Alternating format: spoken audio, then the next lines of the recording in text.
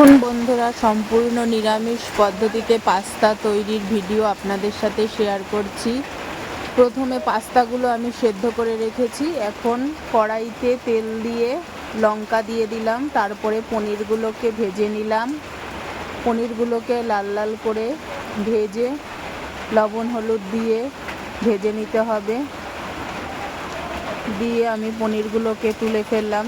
তারপরে কড়াইতে আলুগুলো ভেজে নেব লবণ হলুদ দিয়ে, পরিমাণ মতো লবণ হলুদ দিয়ে ভেজে নেব সুন্দর করে। এবার আলুগুলো ভাজা হয়ে গেলে আলুগুলো কড়াই থেকে নামিয়ে নেব। তারপরে কড়াইতে তেল দিয়ে টমেটো দিয়ে দিলাম, লবণ হলুদ দিয়ে দিলাম। টমেটোগুলো ভালো করে সেদ্ধ হয়ে গেলে নাড়িয়ে নেব সুন্দর করে।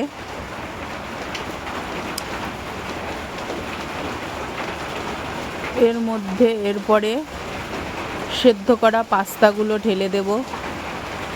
পনির, আলু, ভাজা আলু আর পনিরগুলোকে ভেঙে ভেঙে আমি পাস্তার মধ্যে ঢেলে দিলাম। আমার পাস্তা সম্পূর্ণ রেডি।